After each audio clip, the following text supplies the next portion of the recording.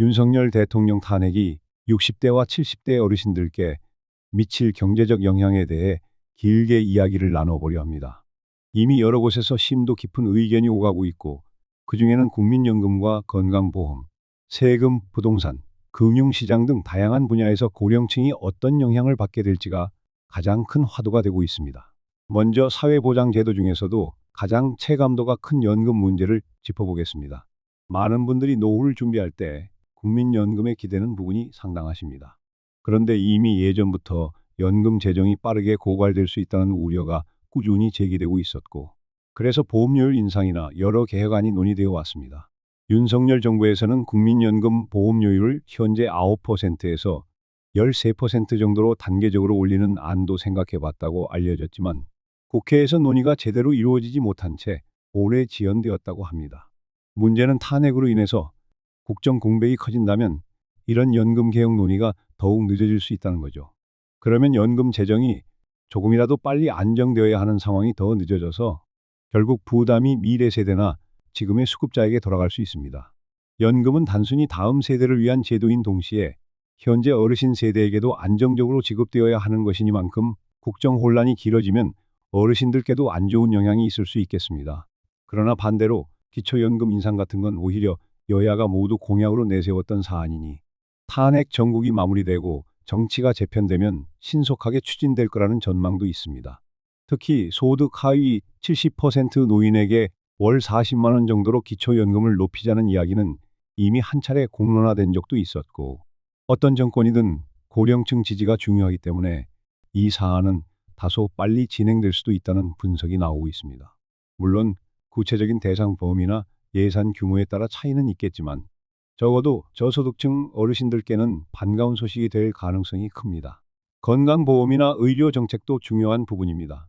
윤석열 정부에서 필수 의료 분야 강화나 의료 인력 증원 등을 추진하려던 움직임이 있었지만, 탄핵으로 행정부가 흔들리면 이런 논의가 뒷전으로 밀릴 수 있습니다. 그동안 의료계와 정부가 충돌하는 이슈도 있었고, 실제로 그 여파가 계속 이어졌는데, 이제 탄핵이라는 큰 변수가 더해지면 아무래도 단기적인 정책 실행력은 떨어질 수밖에 없겠지요. 다만 건강보험 제도 자체가 하루아침에 크게 바뀌는 일은 드물기 때문에 어르신들이 지금 당장 체감할 급격한 변경 사항은 많지 않을 수도 있습니다. 다만 장기적으로는 건강보험 재정이나 의료 접근성 보장 문제가 언제 어떻게 논의되어서 개선책이 마련되느냐가 중요하겠습니다. 이야기가 자연스럽게 세금 정책 쪽으로도 이어집니다. 세금은 소득세나 상속세, 종합부동산세처럼 직접적으로 가계에 영향 주는 부분이 많습니다.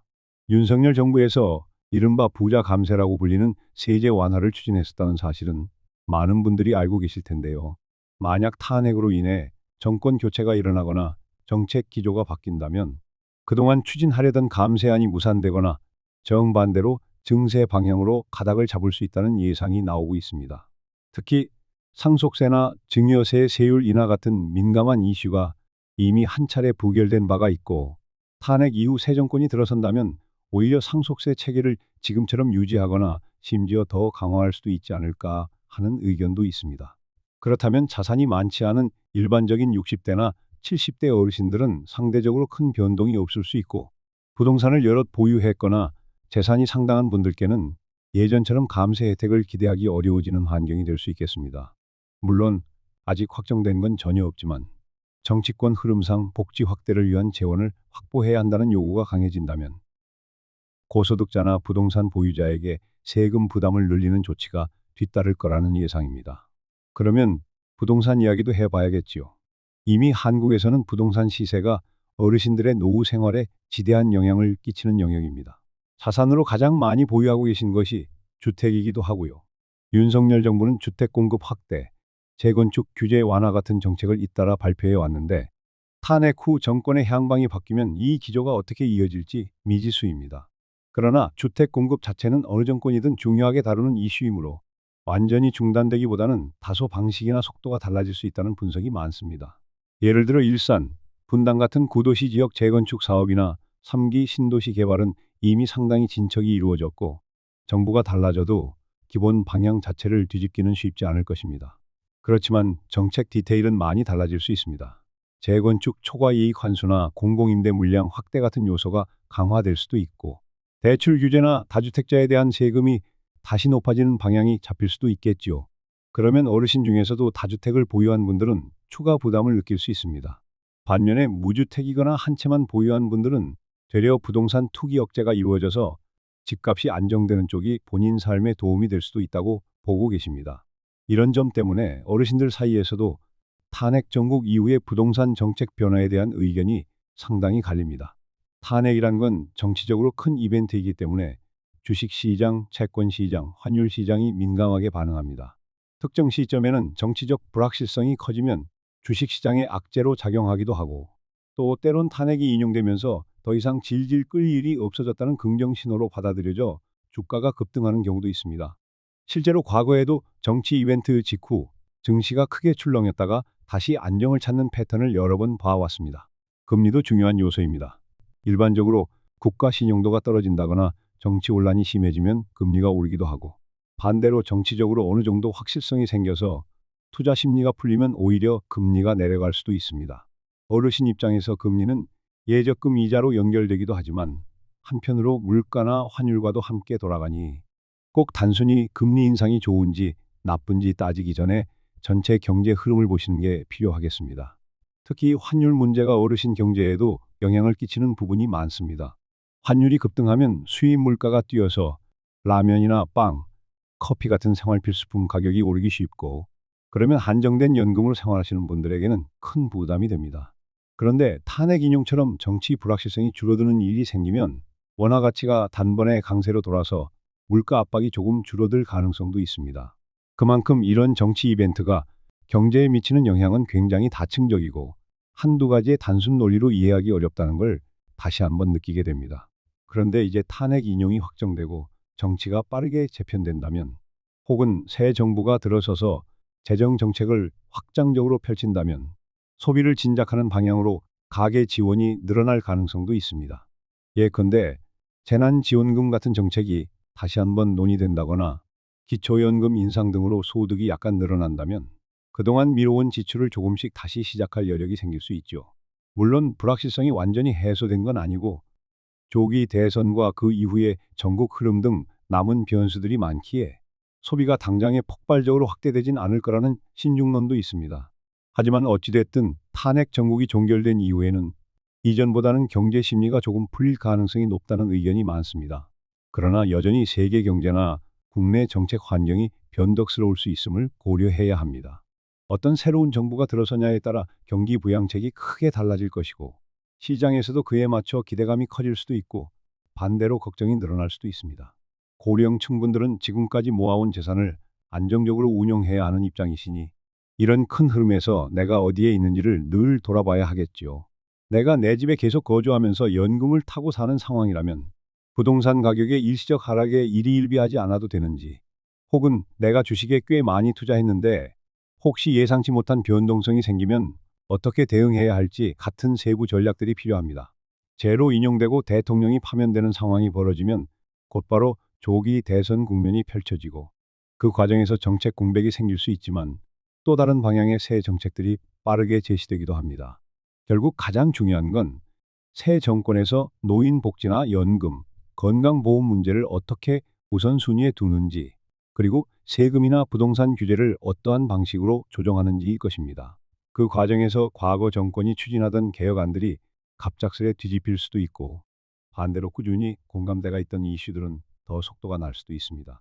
예를 들어 기초연금 인상은 어느 쪽이 들어서든 크게 반대하기 어려운 사안이므로 오히려 빨리 시행될 가능성이 있다고 말씀드렸는데 실제로도 그렇게 진행되면 어르신들의 월 소득이 조금이라도 늘어나게 되겠지요.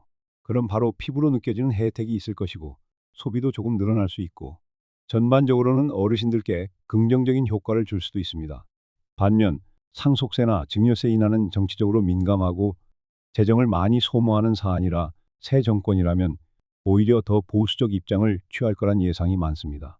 아직까지는 정치권에서 부의 대물림을 더 엄격하게 규제하자는 기조가 강하다는 의견도 있지요. 그러면 이를 기대하던 분들은 실망하실 수 있지만 전체적인 조세 형평성을 중시하는 분들은 이게 맞다라고 보실 수도 있습니다. 사실 이렇게 한쪽이 좋아하면 다른 쪽이 반기는 정책이 있고 또 반대되는 입장을 가진 분들이 생길 수 있는 정책이 있기 마련입니다.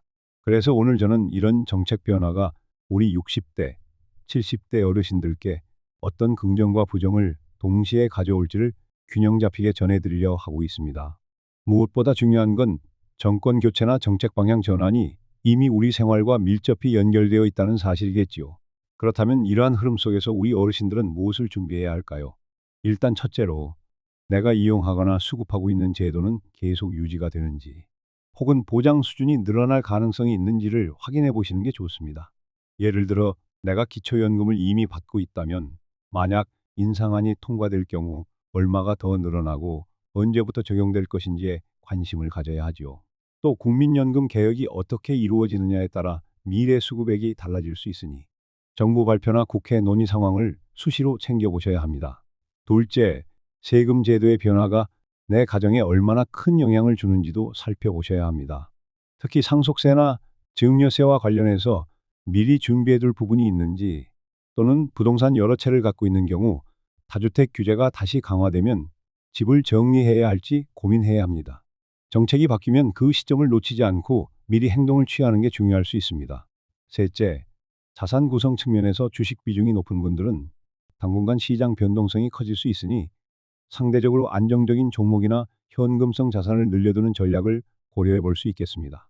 물론 사람마다 투자 성향이 다르고 아직 투자 여력이 있으신 분들은 오히려 변동성이 큰 시장을 기회로 삼을 수도 있지만, 은퇴 자금이 거의 전부라면 보수적으로 접근하시는 편이 안전하겠지요.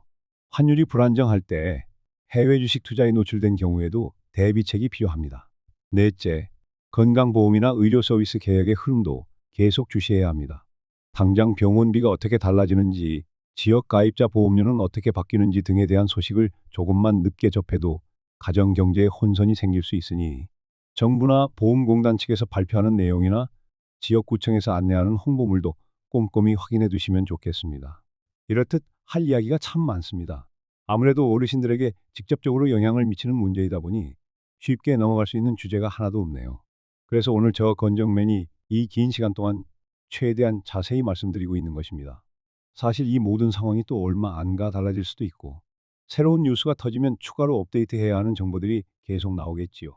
하지만 지금 시점에서 중요한 점은 탄핵이라는 정치적 사건이 고령층 경제에 이렇게나 직접적인 파장을 불러올 수 있다는 사실을 인지하고 최대한 차분하게 정보를 모으고 대응책을 고민해보는 일이라고 생각합니다. 혹시나 해서 당부드리자면 인터넷상의 자극적 기사 제목이나 루머에 흔들리지 마시고 조금 믿을 만한 자료나 공식 발표를 통해 정보를 확인하시는 게 좋겠습니다. 지금 탄핵 정국 관련 소식이 워낙 많아서 그중에는 근거가 약하거나 과도하게 불안을 조성하는 내용도 적지 않으니까요. 그러니 저희 방송이든 다른 전문가들의 의견이든 여유롭게 비교해 보시면서 믿고 따라갈 정보를 골라내시는 지혜가 필요하겠지요. 네, 다시 돌아왔습니다. 여기서 조금 더 구체적으로 만약 윤석열 대통령 탄핵이 실제로 이용되어 대통령이 직을 수행하지 못하게 되면 어떤 정치 일정이 진행되는지, 그리고 그 일정 속에서 어떤 변수들이 나타날 수 있는지 살짝 정리해 보겠습니다. 일반적으로 대통령 탄핵이 인용되면 조기에 새 대통령을 뽑는 선거가 열리게 됩니다. 그러면 대선 후보들은 저마다 공약을 내걸고 유권자의 지지를 호소하게 되는데, 바로 이 공약 중 상당 부분이 연금, 의료, 주택정책, 세금, 사회복지와 직결됩니다. 후보들이 경쟁하듯 내놓는 공약들이 실제 정권을 잡은 후 어떤 식으로 추진되는지를 잘 살펴봐야 어르신들에게 유리한 쪽인지 아닌지를 파악할 수 있겠지요. 기초연금을 얼마로 인상하겠다. 의료비 부담을 어떻게 낮추겠다. 다주택자 규제를 어떻게 바꾸겠다 등등의 구상이 전부 공약집에 반영될 가능성이 높습니다. 물론 대선 이후에 정치 환경이 어떻게 되느냐에 따라 공약이 지켜질 수도 있고 아니면 일부만 현실화될 수도 있습니다. 그래서 정작 우리가 궁금해하는 부분이 실제 정책이 되기까지는 또 시간이 걸린다는 점, 그리고 탄핵이라는 사건 자체가 시장 불안과 정치적 소모전을 낳아서 경제 전반을 흐트러뜨릴 수 있다는 점도 기억해야 합니다. 그럼에도 불구하고 새 정부가 확실히 정착되어 민생을 챙기기 시작하면 그때부터는 복지나 세제, 주거 안정책 등이 새롭게 펼쳐질 가능성이 있습니다. 또 한 가지 말씀드리고 싶은 건 이런 탄핵 정국은 정치적 갈등이 매우 높은 상태라 국민 사이의 여론 대립도 만만치 않다는 사실입니다. 그런 갈등 상황에서 어르신들이 받는 정보가 편향될 수도 있습니다. 예를 들어 보수 성향 미디어와 진보 성향 미디어가 각각 다른 해석을 내놓을 수 있죠. 그래서 저희가 계속 강조드리는 것은 너무 한쪽 정보만 듣기보다는 여러 경로를 통해 균형 잡힌 관점을 갖자는 것입니다. 실제 현실은 여러 세력이 서로 부딪히는 와중에 합의점을 찾아가면서 바뀌어가니까요. 오늘 같은 방송이 조금이라도 도움되길 바라며 또 많은 정보를 드리려 노력하고 있습니다. 계속해서 조금 더 이야기를 이어가 보도록 하겠습니다. 혹시나 궁금해하시는 분들을 위해 이번에는 조금 디테일한 부분에 들어가 보겠습니다. 예를 들어 국민연금 개혁안에 대한 구체적 이야기를 들으시면 어르신들이 현재 상황을 이해하는 데 도움이 될 것 같습니다. 이미 정부 쪽에서 논의된 내용 중에 하나는 보험료율을 순차적으로 인상하고 소득 대체율을 어떻게 손볼지 정하며 자동 조정장치 도입 같은 제도적 장치를 마련하는 방식이라고 하더군요. 그런데 이 개혁안이 정치적 이유로 계속 표류하면 국민연금 재정 악화가 심해지는 속도를 막기 어려울 수 있다는 우려가 큽니다. 어떤 분들은 그래도 우리는 이미 연금을 받고 있으니 당장 나에게 문제는 없지 않을까라고 생각하시기도 하지만 장기적으로 재정이 부족해지면 지금 수급자들에게 영향을 주는 방안이 검토될 수도 있습니다. 그래서 언젠가부터는 내가 받던 연금 수령액이 줄어들지 않을까라는 걱정을 하시는 분들도 있습니다. 그러니까 결국은 국가가 안정적으로 연금 재정을 운영할 수 있도록 이 개혁 논의가 더 늦춰져서는 안 된다는 데에 많은 전문가들이 동의하고 있습니다. 건강보험 쪽도 비슷합니다. 새 정부가 만약 지금보다 재정을 늘려서 필수 의료 서비스를 지방까지 확충하고 간호 인력을 보강하는 등 구체적 계획들을 실행하려 한다면 재원 마련이 함께 논의되어야 하겠지요.